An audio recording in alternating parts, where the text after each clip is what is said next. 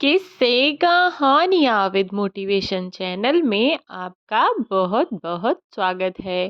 तो दोस्तों, शुरू करते हैं आज की कहानी। पिछले साल मैं 24 साल की हो गई। मैंने अपना जन्मदिन इस बार कुछ थोड़ा अलग तरीके से मनाया। हर बार तो जन्मदिन सबके साथ मनाया जाता, या यूँ कहो कि अपने घर वालों के बीच मनाया जाता है। लेकिन इस बार मैंने कुछ अलग करने की सोची और हम पहुंच गए अपना जन्मदिन मनाने कुछ ऐसे लोगों के बीच जिनका परिवार तो भरा पूरा था, पर आज बुढ़ापे में उनके पास अपना कहने वाला कोई नहीं था। जिन्होंने शायद पूरी जिंदगी मेहनत करके अपने खून पसीने की कमाई से अपने परिवार को पाला होगा और अपनी औलाद को बड़ा किया होगा, और आज जब उन्हें अपने बेटे और बेटियों की सबसे ज़्यादा ज़रूरत है, ऐसे समय पर उन्हें घर से निकाल दिया होगा। और ऐसे ही सभी बेचारे बुजुर्ग एक छत के नीचे बसेरा करते हैं। तो क्या आप समझ पाए कि मैंने अपना जन्मदिन कहाँ मनाया? जी हाँ, आपने बिल्कुल सही सोचा। चलो, ज़्यादा सस्पेंस नहीं बनाती, अब बता देती हूँ। एक वृद्धाश्रम में मनाया। मैंने उसी वृद्धाश्रम के पास से एक केक खरीदा और मैंने अपना जन्मदिन उन प्यारे बुजुर्गों के बीच मनाया। उन्होंने मेरे लिए हैप्पी बर्थडे वाला गाना भी गाया। वे इतने खुश थे जैसे कि मैं उनकी अपनी ही बच्ची थी, जिससे मुझे वास्तव में खुशी हुई। इस जन्मदिन पर मुझे जितनी ज़्यादा खुशी हुई और जितना अच्छा मेरा ये 24वां जन्मदिन रहा, ऐसा कभी भी नहीं मना। मैं तो बहुत खुश थी, लेकिन खुशी के साथ साथ मुझे दुख भी बहुत हुआ। और आप सब जानते ही होंगे कि दुख क्यों हुआ। दुख हुआ इनको वृद्धाश्रम में देखकर। अब मैं सप्ताह में एक दिन वृद्धाश्रम आने लगी, और वृद्ध आश्रम में आकर मुझे जितना सुकून मिलता मैं उसको आपको बता नहीं सकती थी। अब तो पढ़ाई की वजह से अगर किसी संडे मैं वृद्धाश्रम में नहीं जा पाती थी तो मेरा किसी भी काम को करने में मन ही नहीं लगता था। अरे, मैं आपको बताना ही भूल गई, मैंने अपना बर्थडे इसलिए भी वृद्धाश्रम में मनाया था क्योंकि मैं अपने घर से बहुत दूर थी और मेरे एग्ज़ाम चल रहे थे, जिसकी वजह से मेरा घर जाना नहीं हो पाया था। खैर, इस बार लास्ट ईयर था और मैं अपनी पढ़ाई ख़त्म करने के बाद अपने यहाँ से वापस चली गई। घर आने के बाद मुझे पता चला कि मेरे दादा दादी, जिनको मैं बहुत प्यार करती थी, वह मुझे घर पर नहीं मिले। मम्मी पापा से पूछने के बाद पता चला कि वह कहीं दूर के रिश्तेदारी में गए हैं। 2-3 महीने में वापस आ जाएंगे। इधर संडे भी आ रहा था। अब क्योंकि मैं अपने यहाँ वापस आ गई थी तो मैंने सोचा कि क्यों ना अपने यहाँ पर ही किसी वृद्धाश्रम में जाया जाए। अब मैं एक वृद्धाश्रम में पहुँची और वहाँ जाकर इस बार का पूरा संडे मैंने वहाँ के बुज़ुर्गों के साथ ही बिताया, और मेरा वहाँ शहर वाला नियम फिर से यहाँ लागू हो गया। अब हर संडे मैं वृद्धाश्रम जाने लगी। माँ पापा मुझे बहुत डांटा करते कि क्या फालतू की चीज़ों में लगी रहती है। ऐसा भी कौन सा काम है जो तुझे हर संडे वृद्धाश्रम जाना जरूरी होता है, या फिर अगर तू वृद्धाश्रम नहीं जाएगी तो तेरा काम नहीं होगा। मैंने अपने मम्मी पापा की बातों पर ध्यान नहीं दिया और मैं हर संडे वृद्धाश्रम जाने लगी, क्योंकि मैं शहर से अभी अभी आई थी और कुछ ही दिन मुझे वृद्धाश्रम में आए हुए थे, तो सभी लोगों को मैं नहीं जान पाई थी। एक संडे को मैं वृद्धाश्रम पहुंची। उस दिन वृद्धाश्रम की दोनों शाखाओं का समारोह होना था। जो वृद्धाश्रम के नए संचालक आए थे, उन्होंने एक बड़ा प्रोग्राम रखा हुआ था, और उस प्रोग्राम में उस वृद्धाश्रम की दूसरी शाखा के सभी बुजुर्ग, महिला और पुरुषों को बुलाया गया था। मैं भी उस वृद्धाश्रम में पहुंची। जब मैंने वहां जाकर देखा तो चारों तरफ वृद्धाश्रम फूल मालाओं से सजा हुआ था। एक बहुत बड़ी स्टेज बनाई गई थी। खाने के लिए सभी प्रकार के व्यंजन और एक बड़ी दावत का आयोजन किया गया था। दरअसल वृद्धाश्रम के संचालक जो थे, उनका देहांत हो चुका था और उनके बाद उस वृद्धाश्रम को संभालने का जिम्मा उनके बेटे ने लिया था और इसीलिए वह सभी बुजुर्गों से अपना परिचय करना चाहते थे, जिस कारण से उन्होंने इस बड़े समारोह का आयोजन किया था। उस आश्रम में कुछ लोग अपने हाथ की बनी हुई कलाकारी का उपयोग करके अपनी आजीविका का साधन बनाते थे और जब उस आश्रम के संचालक को यह पता चला था तो उन्होंने एक प्रदर्शनी भी उस समारोह में लगवाई थी, जिसमें उस आश्रम में रहने वाले बुजुर्गों के द्वारा अपनी अपनी कला का प्रदर्शन करके बनाई गई वस्तुओं का प्रदर्शन किया जा रहा था। बड़े बड़े लोग बाहर से आए हुए थे। वहां पर जाकर जब मैंने देखा तो उस प्रदर्शनी में हर वस्तु एवं सामान बिल्कुल ही अलग था। वहां पर हर सामान को तो मैं देखती ही रह गई। मुझे समझ ही नहीं आ रहा था कि इन बुजुर्ग व्यक्तियों के पास इतनी कलाकारी है। जब मैं सारी प्रदर्शनी घूम चुकी तब वहां एक वस्तु पर मेरी नज़र सी ठहर गई जो मुझे बिल्कुल जानी पहचानी सी लगी, बिल्कुल ऐसी जैसे कि मेरे किसी अपने की है। मैंने कुछ सोचा, फिर खुद ही मन में विचार किया कि नहीं, ऐसा नहीं हो सकता। लेकिन मन में कहीं ना कहीं विचार चल रहे थे कि अगर ऐसा हुआ तो क्या होगा, ऐसा कैसे हो सकता है। बहुत सारे विचार मेरे मन में उथल पुथल मचा रहे थे कि तभी स्टेज पर खड़े उस वृद्धाश्रम के संचालक ने एक नाम पुकारा और वह नाम सुनकर मैं चौंक गई, क्योंकि उस वृद्धाश्रम के संचालक ने जिस नाम को पुकारा था वह कोई और नहीं बल्कि मेरी अपनी दादी थी। पहले तो मैं नाम सुनकर ही चौंक गई थी कि यह तो मेरी दादी का नाम है, लेकिन फिर लगा कि एक नाम के दुनिया में बहुत सारे लोग हैं। हो सकता है कि वह बुजुर्ग महिला जिनका नाम स्टेज पर पुकारा जा रहा है उनका नाम बिल्कुल मेरी दादी के नाम जैसा हो। और अब मैं भी और उत्सुकता से इंतजार करने लगी कि तभी दो बुजुर्ग कदम हाथ में डंडा लिए सीढ़ी पर धीरे धीरे चढ़ते हुए ऊपर आए और वास्तव में उन बुजुर्ग महिला को देखा तो मैं देखती ही रह गई, क्योंकि वह कोई और नहीं, मेरी अपनी दादी थी। कार्यक्रम का सिलसिला शुरू हुआ और संचालक ने मेरी दादी को इसलिए बुलाया था क्योंकि उनके द्वारा की गई कलाकारी को विदेश से आए लोगों ने इतना पसंद किया था। दरअसल मेरी दादी को सिलाई कढ़ाई का बहुत शौक था। उन्होंने धागे का प्रयोग करके कुछ बैग बनाए थे। जो बैग दादी ने बनाए थे वह बैग इतने खूबसूरत थे कि विदेशियों ने तुरंत ही खरीद लिए और कुछ लोगों ने तो उनसे बैग और बनवाने की रिक्वेस्ट भी की थी। वास्तव में सब मेरी दादी की बहुत तारीफ कर रहे थे। अब तो मेरे मन में सवालों की और भी झड़ी लग गई।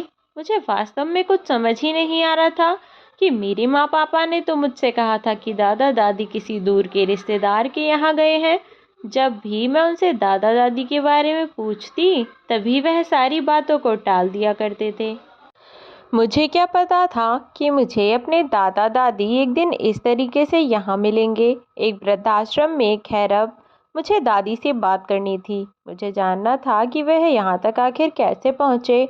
प्रोग्राम खत्म हुआ और दादी स्टेज से नीचे उतरकर जाने लगी। वहीं भीड़ में छिपे हुए कहीं दादा भी खड़े थे। जैसे ही दादी स्टेज से नीचे उतरी, दादा भी उनके पास पहुंच चुके थे और उनके पीछे पीछे मैं भी वहां पहुंच चुकी थी। जैसे ही मैंने दादी की पीठ पर पीछे से हाथ रखा और मेरी दादी मेरी तरफ मुड़ी, हम दोनों ही एक दूसरे को देखकर चौंक गए। मैंने दादी से पूछा, दादी आप यहाँ कैसे? आप तो हमारे किसी दूर के रिश्तेदार के यहाँ गई थी ना? पापा और मम्मी ने तो मुझे ऐसा ही बताया था।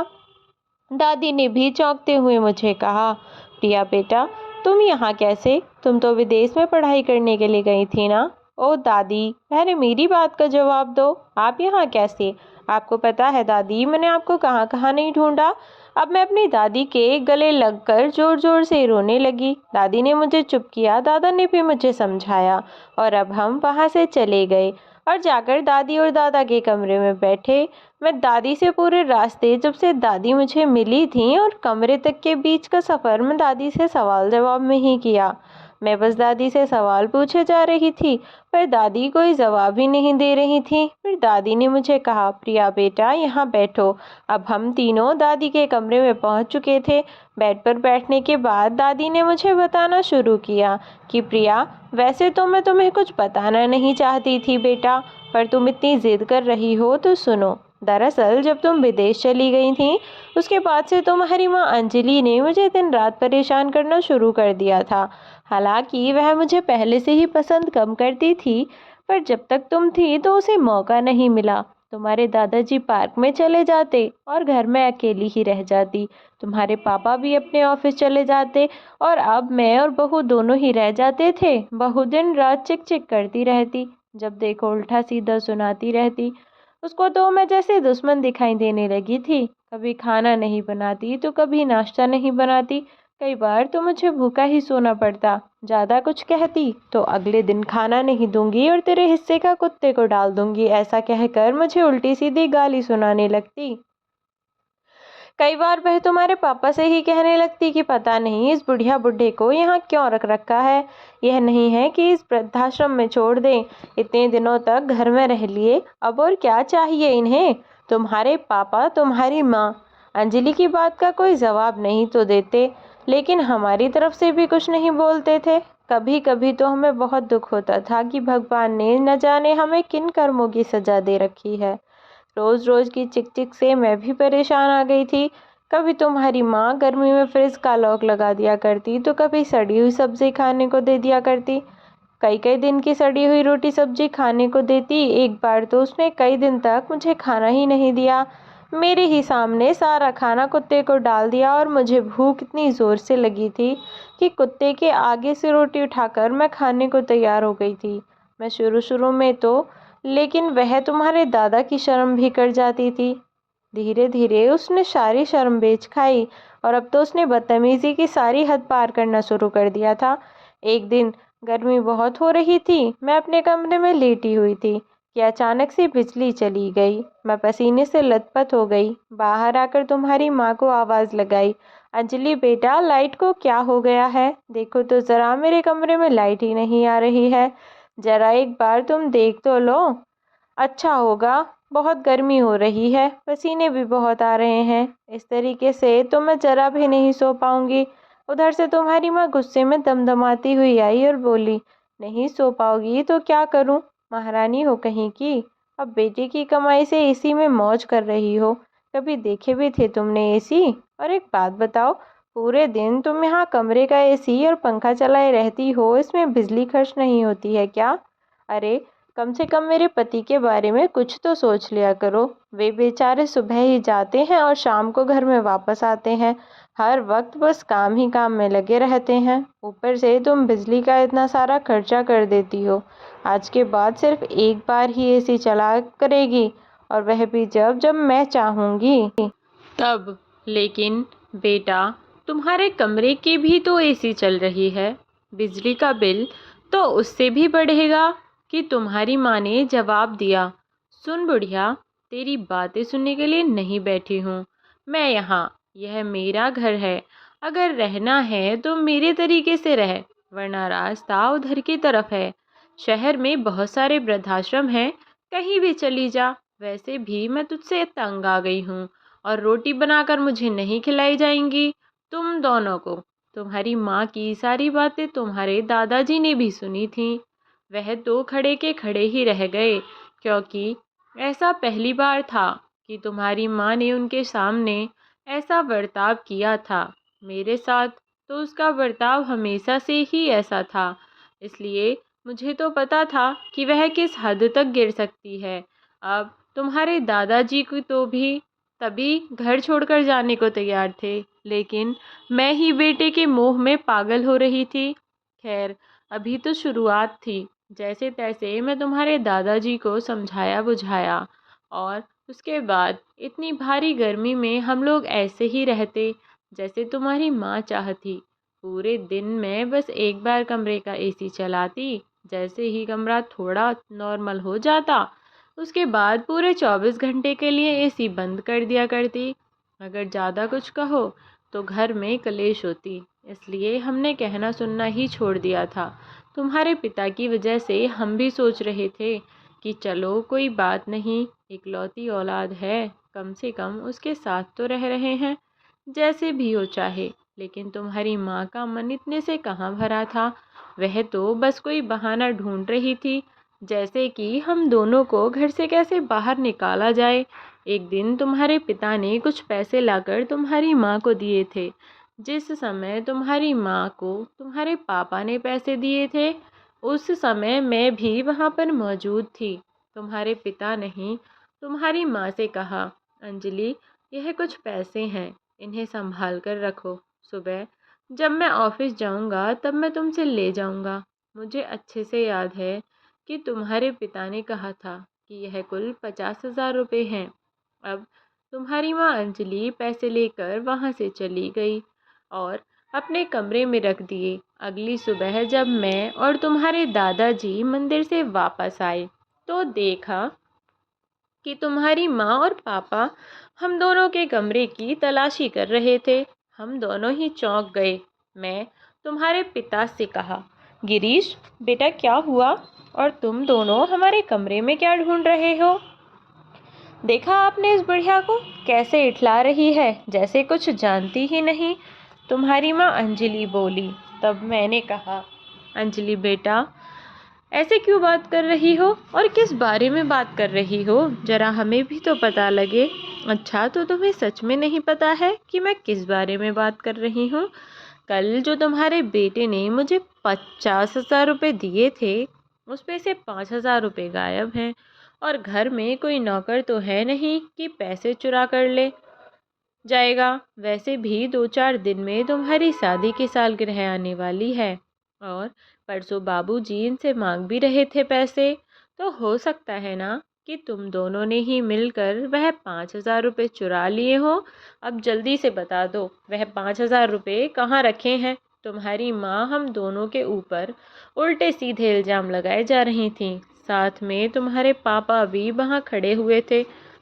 हम दोनों गिरीश की तरफ देखे जा रहे थे कि कम से कम यह कुछ तो कहेगा। तुम्हारे दादाजी ने कहा भी कि गिरीश बेटा, बहू यह कैसी उल्टी सीधी बातें कर रही है और तू चुपचाप खड़ा है, इसका साथ दे रहा है क्या?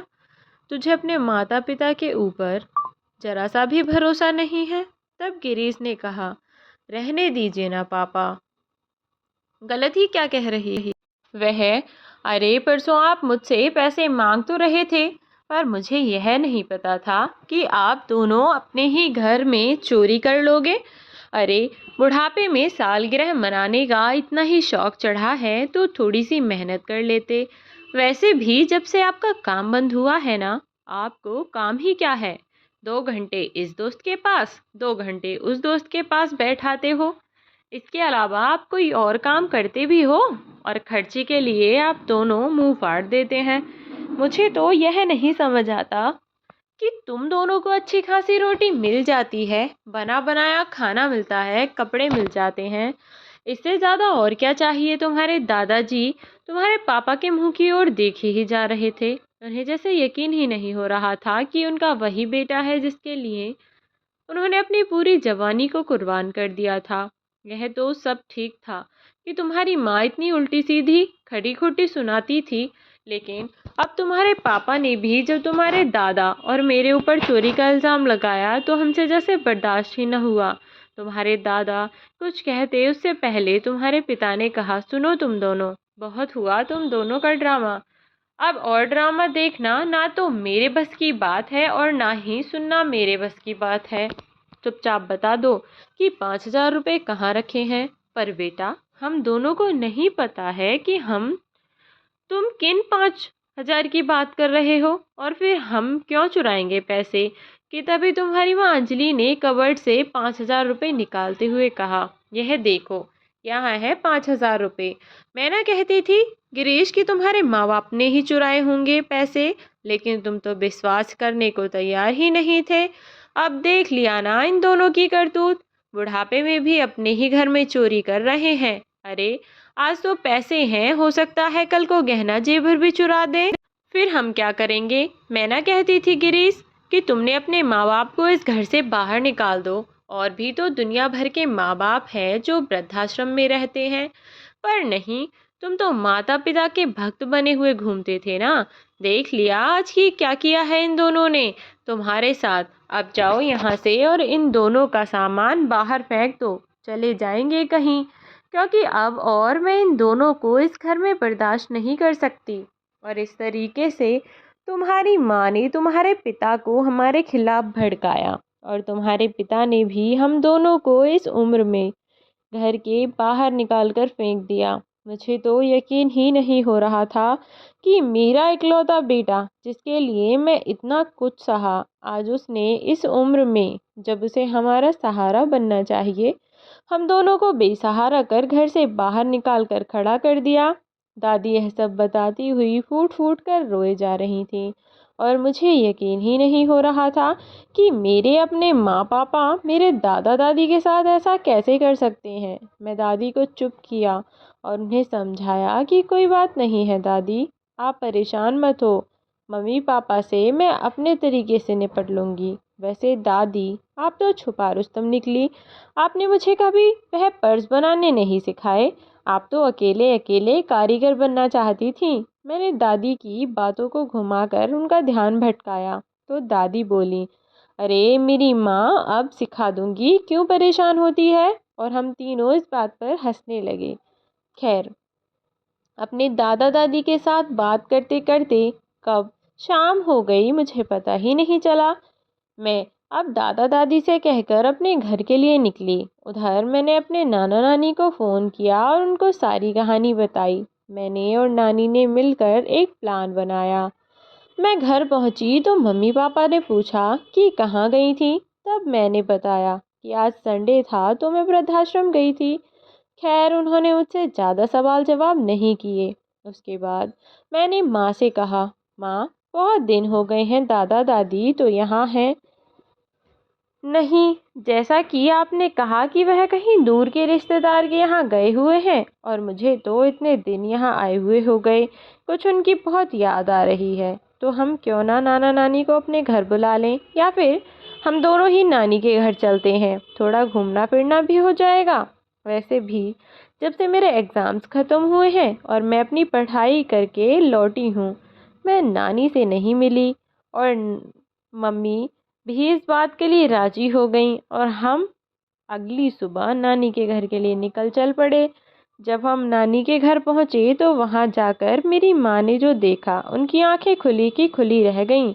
जब हम घर पहुँचे तो मामा मामी नानी के कमरे की तलाशी ले रहे थे। मम्मी ने जाते ही मामा मामी से पूछा, भैया आप क्या कर रहे हो, पर अपने ही घर में ऐसे तलाशी क्यों ले रहे हो। कि तभी मामी ने कहा, दीदी आप थोड़ी देर चुप रहिए, आपको पता है कल आपके भैया ने मुझे 50,000 रुपये ला कर दिए थे, और उनमें से 5,000 रुपये कम हैं। अब एक बात बताइए, नौकर तो घर में आते नहीं हैं, तो फिर बाकी कौन रहा, मम्मी पापा ही ना।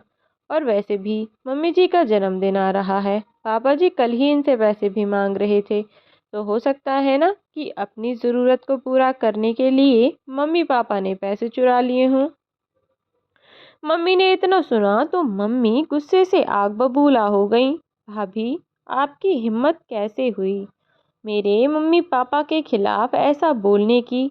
अरे, इन्होंने भैया को इतना बड़ा किया, पाल पोस कर इस मुकाम तक पहुंचाया कि वह आज किसी काबिल बन पाए हैं। अरे, यह घर इन्हीं का तो है, और अपने ही घर में इनको चोरी करने की भला क्या ज़रूरत पड़ी। लेकिन मामी ने मम्मी की एक भी न सुनी, और ऐसे ही नानी की अलमारी से 5,000 रुपये निकाल कर बोली, देखी तुम्हारी माँ की अलमारी से यह पैसे निकाले हैं। और फिर मामा मामी ने नानी के साथ बहुत सारी उल्टी सीधी बातें की। मम्मी से यह सब बातें बर्दाश्त नहीं हो रही थी कि तभी मम्मी बोली, भैया कम से कम आप तो शर्म करो, भाभी तो दूसरे घर से आई है, और फिर आप कैसे कह सकते हैं कि यह पैसे मम्मी ने ही चुराए हैं। ऐसा भी तो हो सकता है कि भाभी ने ही पैसे माँ की अलमारी में रख दिए हों, और आपके सामने वह ऐसा नाटक कर रही हो जैसे मम्मी ने ही पैसे चुराए हैं। अच्छा, पर तुम्हारी भाभी ऐसा क्यों करेगी? मामा ने मेरी मम्मी से कहा। क्योंकि भाभी को माँ का घर में रहना पसंद नहीं आ रहा होगा। मामा जी ने मम्मी की फिर भी न सुनी, और जैसे ही मामा मामी ने नानी का सामान घर से बाहर निकाल कर फेंका तो मम्मी का गुस्सा फूट पड़ा और मम्मी मामा मामी को सुनाने लगी। तब मामी ने कहा, क्यों दीदी, आपकी सासू माँ ने भी तो ऐसे ही चोरी की थी ना। जब अपने घर में आपकी मम्मी चोरी नहीं कर सकती तो फिर आपकी सास का घर भी तो वही था ना जिसमें आप रहती हैं। तो फिर वह अपने घर में चोरी कैसे कर सकती थी? उधर मामा भी बोले, हाँ अंजलि, यह बात तो तुम्हारी भाभी बिल्कुल ठीक कह रही है। अब जब बात तुम्हारे अपने मम्मी पापा पर आई है तो तुम्हें सब कुछ अच्छा लग रहा है, अच्छा अच्छा दिखाई दे रहा है। वहीं बात अगर तुम्हारी सास की थी तो तुमने कैसे यकीन कर लिया कि तुम्हारी सास पैसे चुरा सकती है? अब जब अपनी माँ के ऊपर मम्मी ने यह सब अत्याचार होते हुए देखा तो उन्हें एहसास हुआ कि उन्होंने दादा दादी के साथ कितना गलत किया था। अब मैं और मम्मी हम दोनों तुरंत ही अपने घर वापस आ गए और मम्मी ने पापा को बताया कि कैसे उन्होंने ही दादी को घर से निकलने के लिए यह चाल चली थी और पैसे उनकी कबर्ड में रखे थे। पापा ने मम्मी पर बहुत गुस्सा किया। मम्मी ने पापा से हाथ जोड़कर माफ़ी भी मांगी। पहले तो पापा ने मम्मी को बहुत भला बुरा कहा, लेकिन फिर मैंने समझाया तब पापा की समझ में आ गई और हमने मम्मी को माफ़ कर दिया। लेकिन अब वह दोनों परेशान रहने लगे कि वह दादा दादी को आखिर ढूंढे कहाँ, क्योंकि सारी रिश्तेदारी में भी उन्हें पता करवा लिया था। दादा दादी वहाँ कहीं भी नहीं थे। कल संडे था। मैंने अपने मम्मी पापा से कहा कि मम्मी पापा, मुझे आपको किसी से मिलाना है। कल हम वृद्धाश्रम चलेंगे, वहाँ मेरे कुछ नए दोस्त बने हैं। पहले तो माँ पापा तैयार नहीं थे, पर जब मैंने बहुत जिद की तो वह दोनों वहाँ जाने के लिए तैयार हो गए। अब अगली सुबह हम सब तैयार होकर वृद्धाश्रम के लिए निकल चुके थे।